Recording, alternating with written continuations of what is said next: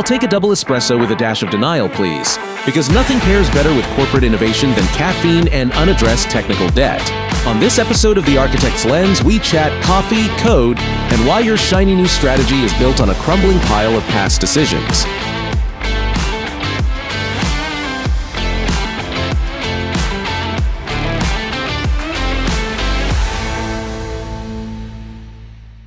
Hi Savi, welcome to our next episode of Architect's Lens. How are you today? Yeah, Ninad, I'm doing very good. Thank you so much. Good. Any new things on your side you'd like to share? Yeah, trying a new blend of coffee. It's a little too strong for me. Oh, nice. What kind of coffee do you drink? Like with milk, I can't do black. Yeah, but it's like espresso with like ground coffee beans. How is it made? I'm not a big coffee consumer. I don't spend 30 minutes making coffee. I'm not one of those. Yeah, but you have like those instant coffees, right? Some powder, you put hot water and it's done, right? Or you have those that... It's a device. You throw in the milk. You push a throw button. In the coffee. Push a button. Good coffee. Done. Okay. That's all it is. Yeah. We have a kind of a tradition. It's called Turkish coffee, right? It's basically dried coffee beans grounded to a powder. Then you boil water. Once it boils, you put in the powder, and then you need to bring it to boiling like 2 times or whatever. There is a heated discussion whether you should reboil it once, twice, or 3 times. Okay. So this is kind of the thing we usually drink. So no milk in that, right? Yeah, you can put milk, but usually it's without milk. Usually without milk. So. Yeah. I don't know. It's kind of more stronger coffee than of course. Those other ones. I don't know. Yeah. But that's what we're accustomed here. Once you come here, I'll make you a pot of coffee and see what you say. Love to have the strong things with you. Pun intended. At the right place. Yeah.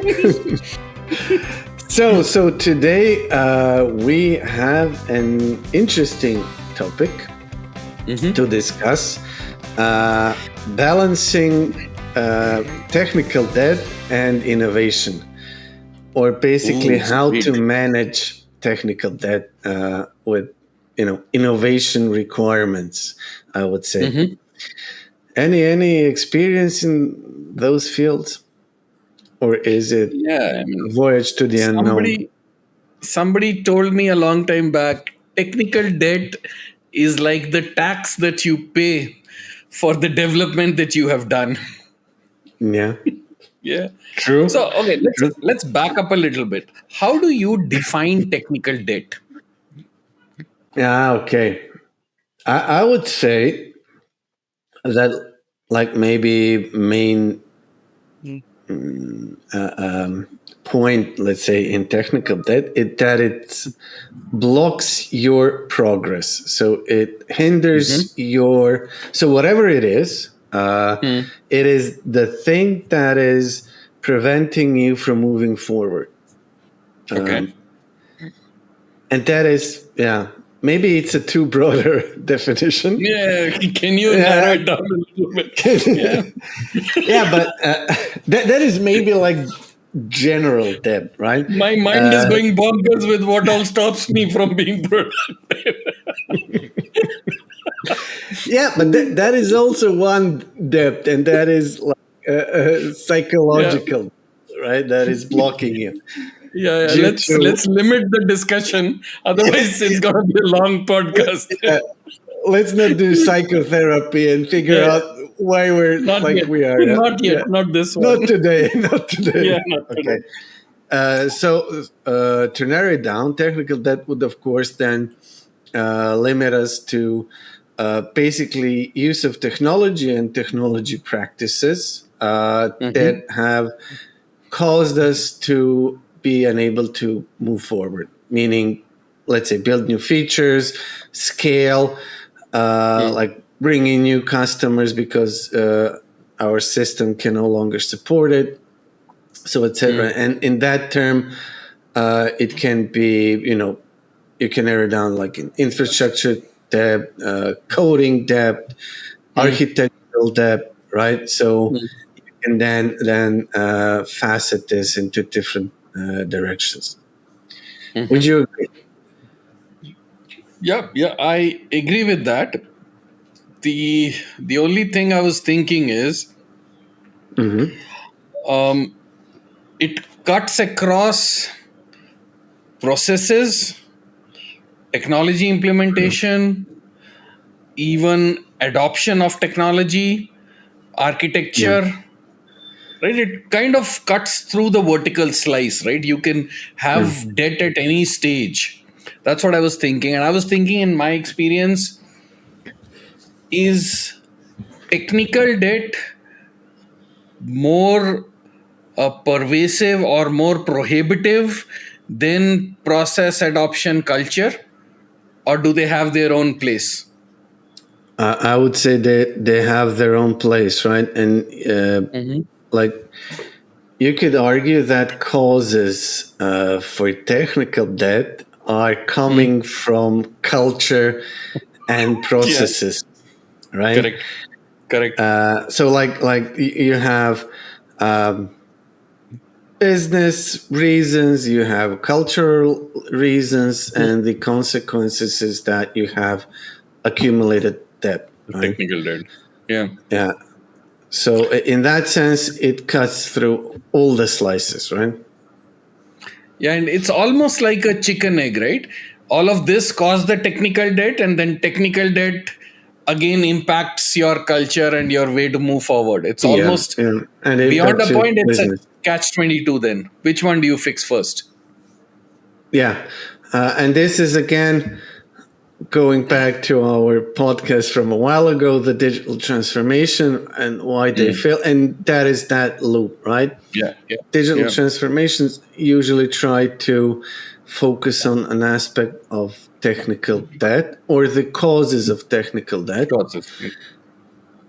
Not even causes, but maybe consequences or symptoms, right?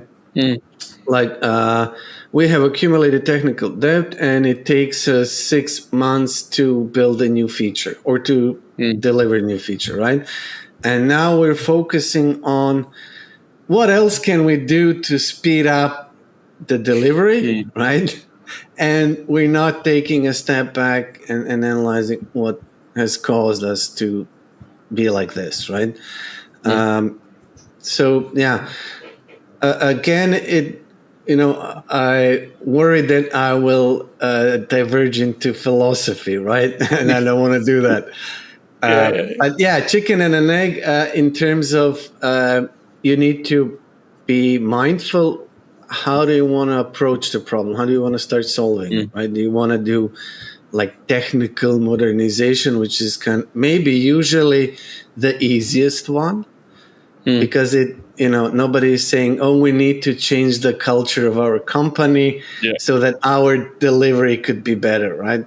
Nobody starts with that sentence ever. Yeah, but yeah, and it's kind of, I mean, the session we had with Wolfgang in terms of enterprise design, this is, I would say, relatable, right?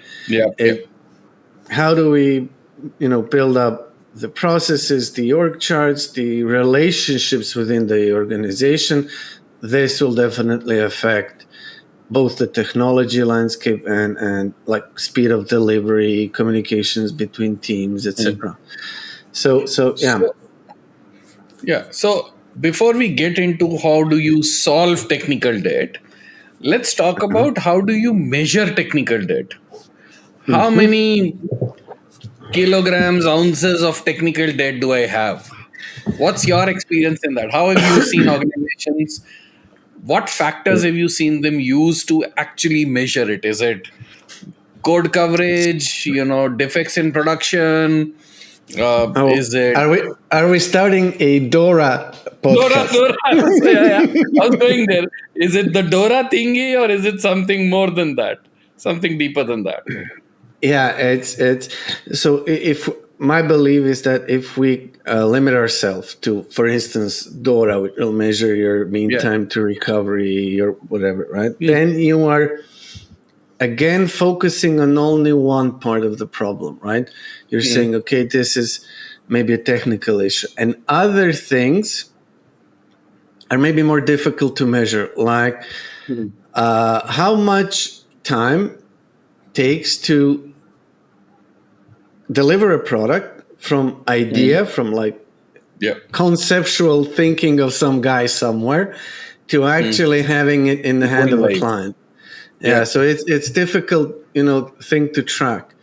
And again, many teams will, complain about external dependencies, and they will sometimes have right and sometimes not, in terms of something is blocking my progress, I cannot move forward. That's why I think it's kind of a really difficult to measure it successfully, like end to end. That's why we have things like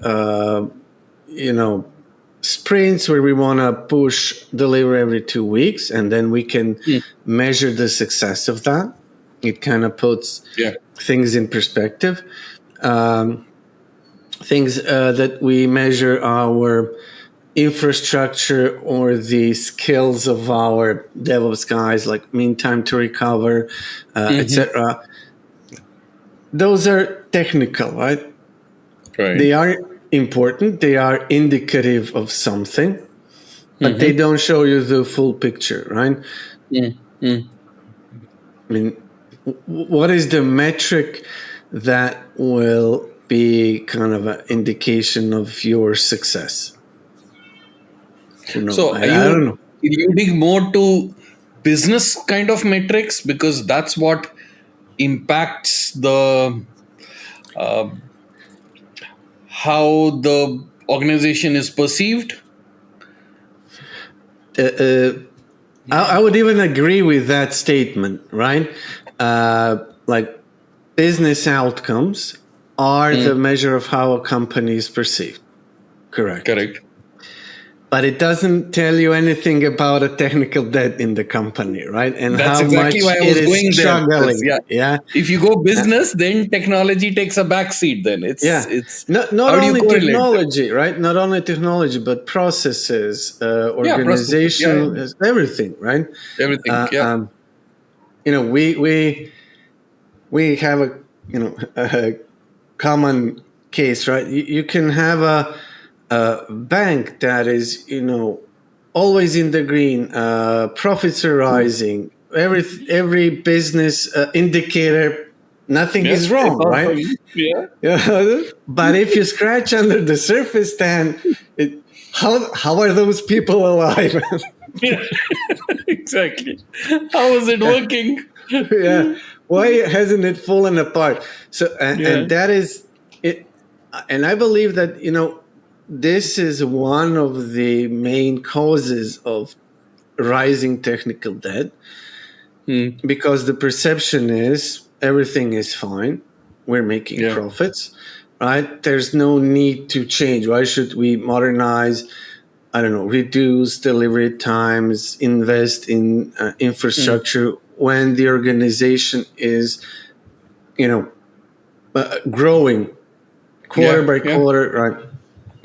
And if you have a large enough organization in terms of too big to fail, it may never happen that you would be in that position where, okay, guys, really need to change, or we're out of the markets, we're past, or whatever, right? So it's a tricky thing, I would say, especially in those kind of big organizations where you have like many products that are supporting the overall economic growth of the company. So there's not like one or two. And that way you can stay afloat. I would say you don't need to invest in technology, in upskilling people, in I don't know, changing the company culture. Everything is hunky dory if the balance sheet but is in the plus. Yeah. then So then you have the Blackberries of the world, right? Who were great until they yeah, weren't. yeah. Until they Then you weren't. have that. Yeah, and Nokia's, for instance, Yeah, right? exactly. Yeah. You know, suddenly Eh, world will happen one day. And then you Yeah, would have yeah, no and that clue. is, yeah. So you would have companies that have this like a baseline technology advantage at a certain point, right? And it's in, and they have one or two product, but basically the technology is the product, right? Whatever the Yeah. customers, right? And if that technology gets, a big competitor, somebody runs it to the ground. Then you have, your Nokia's and Blackberries, and I mean, probably even bigger So examples. if you back up a little bit and you see, those are very obvious signs then when your business itself is gone, right? But Yeah, if you backtrack a little bit, what are some of the indicators which can tell us that, hey, technical debt is growing and it's becoming yeah, alarming? We better do something about it. Is it a velocity drop of features? Could it be even basic things like onboarding a new developer takes me 3 weeks? yeah. Or, Uh, I you would know, yeah. I would say that again, those are kind of consequences, right? Mm-hmm. I would, for instance, if you're like a technology or software company or whatever in this ever-changing market, I would say that um, like mean time to change in terms Mm. of world is changing, and every 6 months or now every 6 hours you have something that is completely making some other thing obsolete, right? Yeah. And if I in my organization don't have a similar dynamic, Mm. it means I'm not, I'm living in my own world. My timeline is diverging from the rest of the world, and it could be that I'm, doomed in the future. And especially if I rely on one product, on one technology, if I don't have like a business backup, right? What is my business plan, etc. So I No, but a would, bank would argue, right, that hey, I'm a bank. I'm not a Google or I'm not a Facebook, which has to roll out features every so often. Right? I am this big bank. I take my own sweet time, and I'm okay with yeah, that. I don't want to release every week. I'm a bank. yeah, yeah, and I would argue that banks are not your average organization, right? And Mm-hmm. they, manage one commodity that everybody needs all the time, and that is Yeah. money, right? So you will always need to go to the bank, whether it's, on Mm. foot or through a Yeah. digital channel, whatever device, you will always need, because you need money. And Mm. so far, banks are the number one go-to guys to go for all things money-wise until, I don't know, Yeah. Google Until becomes a Bitcoin. bank. Yeah, Until Bitcoin happens. yeah. So they have this a commodity that is, making them irreplaceable currently, and they have, kind of built over the years the reputation, the kind of we view them as secure environments. And granted, they invest a lot of in Mm. security, and they are, our guys for anything money related. I'm not Mm. just, Mm. Yeah. this is where I put my money, this is where I get my money from, etc. Not talking about, I don't know, investment funds or whatever, but banks have this kind of status. Any other industry, I don't know. So like there's a time that something will change, right? Like Mm.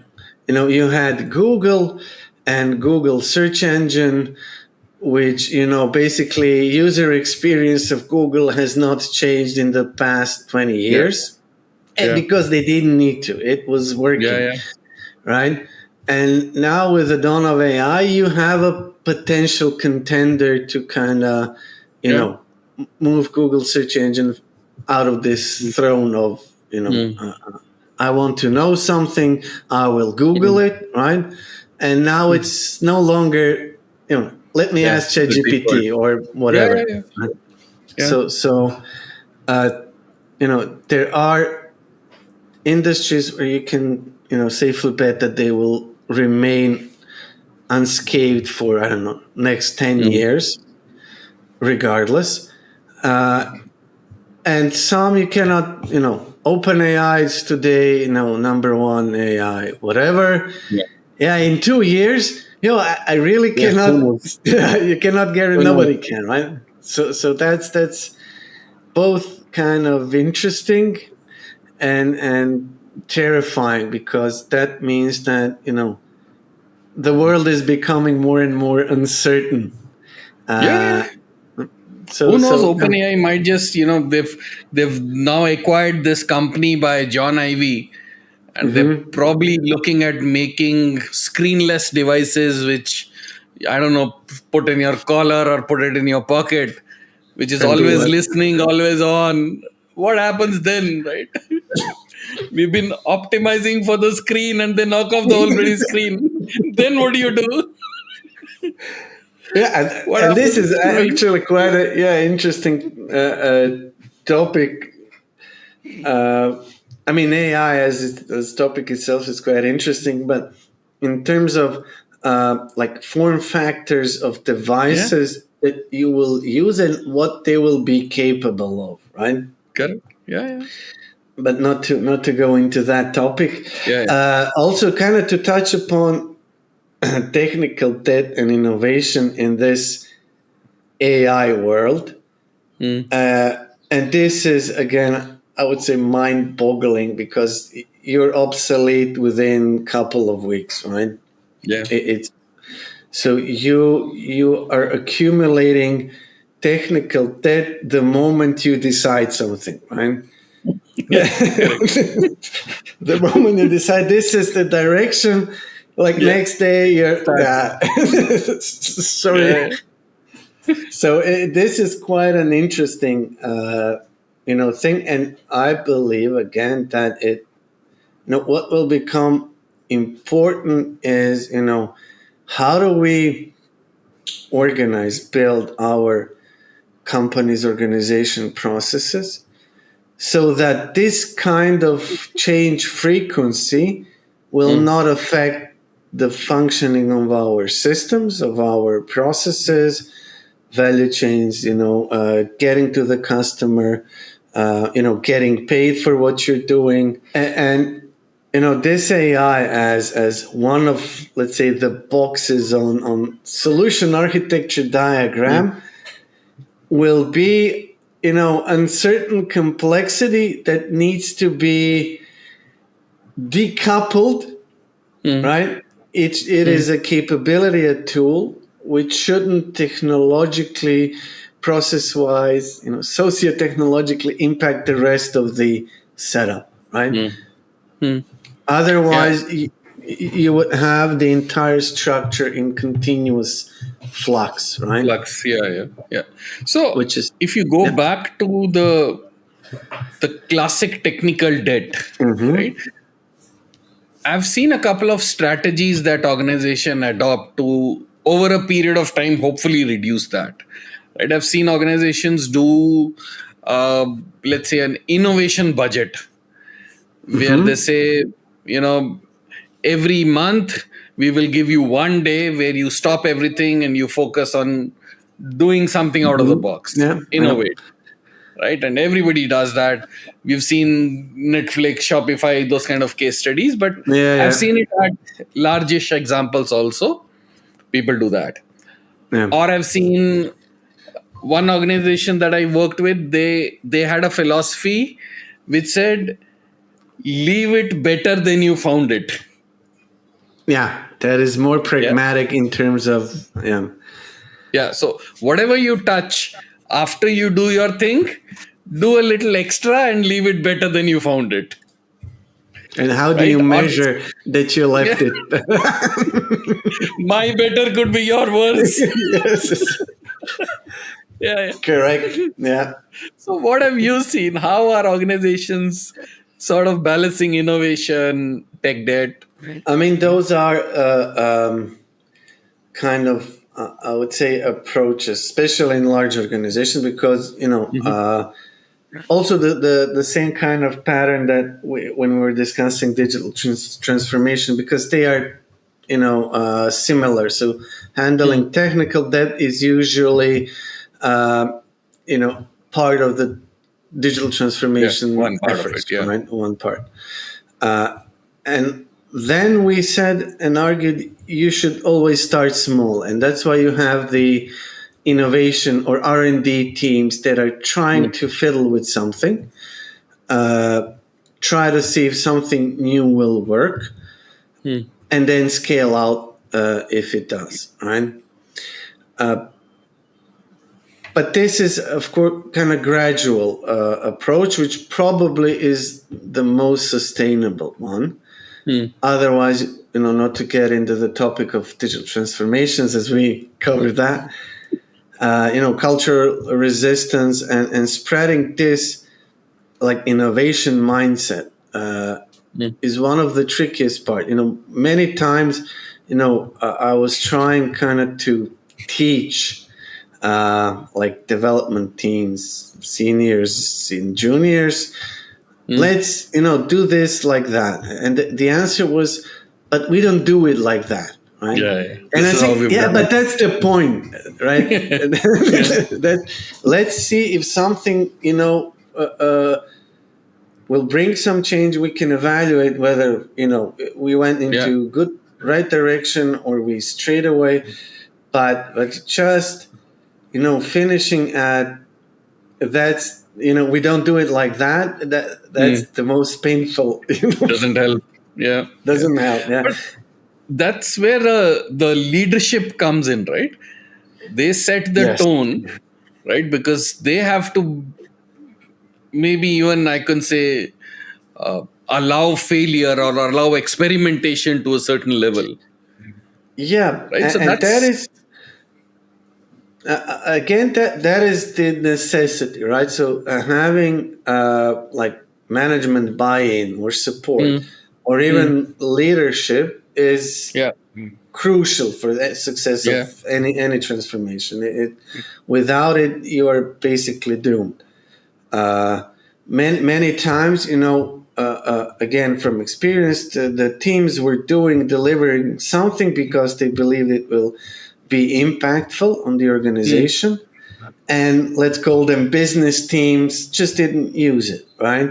yeah, They yeah. would, again, a story built a top of the line a data streaming platform, real time data sources from all over, yada yada, and the requirement from the business department, business person was, yeah, can you produce now Excel spreadsheet from that so I can print it out and use Yeah. my Look ruler at it. to, right? So no amount of technology transformation Yeah. will solve that cultural debt or people debt, right? And to also mention, also sometimes you need to, let's say, like as a manager, you need to direct change, right? You need to incite, and sometimes cultural resistance is so strong that the only method is like a brute force, right? Yeah. Which Reset. is, yeah, which is basically toughest one on employees, on everyone, and there would be a turnover of employees huge, Yeah. but arguably sometimes is maybe even inevitable, right? Yeah. Yeah. Somebody will force down new technology, new processes, and tell you do it. and or else. Yeah, yeah. So we But spoke a little bit about AI, yeah, and especially with the way AI is generating a ton of code now. Do you think it is helping with debt reduction, or are we creating another mountain of technical debt generated by AI now, which we don't yeah, even understand what the heck it is because it was generated in like three yeah. seconds. Yeah, but this. I think that we have just, increased the speed of tech debt generation. Generating. Correct.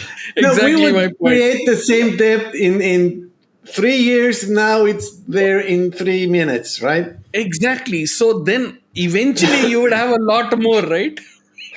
Wouldn't you? Yeah, in some period of time. Time is a component in this equation, right? But arguably, you could use the computational power of AI to sort out this technical Fix that. debt. Yeah. Yeah. And then the problem is the oversight and Mm. the human in the loop who will say, oh, this is debt, this is wrong, this shouldn't be done Mm. like that. And Yeah. then instruct the AI supercoder to correct that, right? Mm. And the problem is that you need those kind of guys that are able to detect Understand. that Yeah. in the speed that the code is being generated. Reduced. Yeah. Yeah, so that's a tough Uh, one because, yeah. and this is, I forgot that. Oh, I think the Uncle Bob, the developer guru, one of the Agile Manifesto creators, on one of the sessions, like uh, developer population is doubling every 5 years, right? Okay. That means that within any 5 year period, you have 50% of developers with less than 5 years experience, right? Correct. Correct.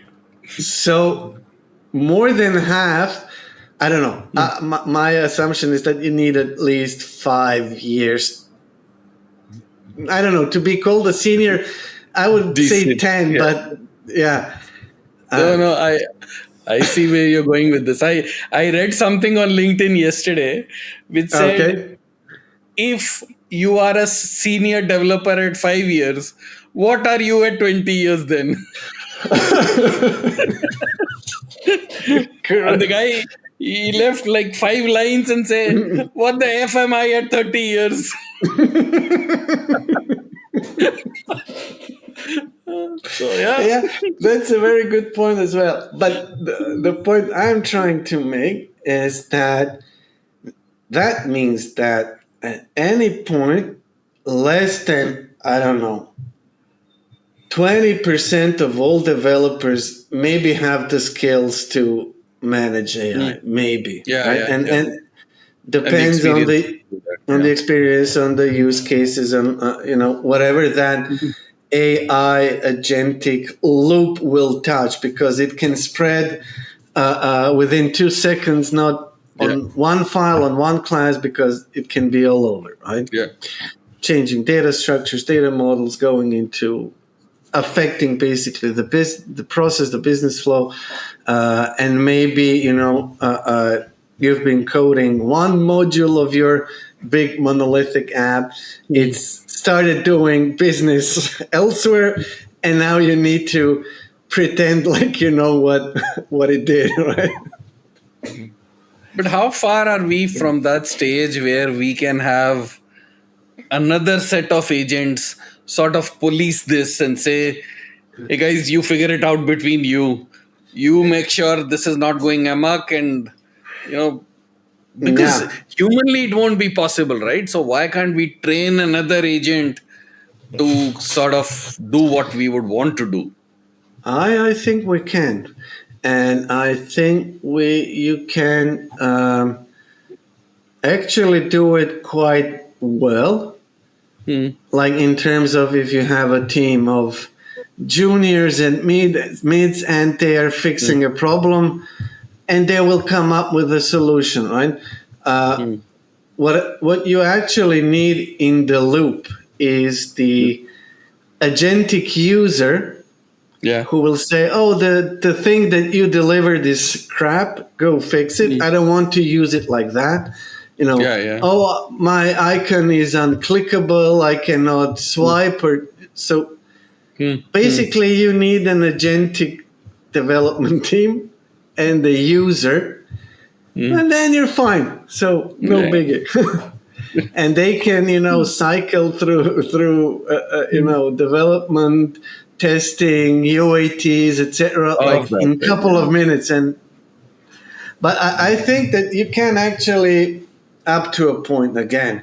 But the problem is that you cannot deliver, I don't know, critical systems, or we mentioned banks, or something that manages other people's money, right? Or it's heavily Yeah. regulated, because you need to be sure that you know how the system works. So it's traceable, observable. You can you can reproduce an error, so it's deterministic. It's not behaving chaotically. And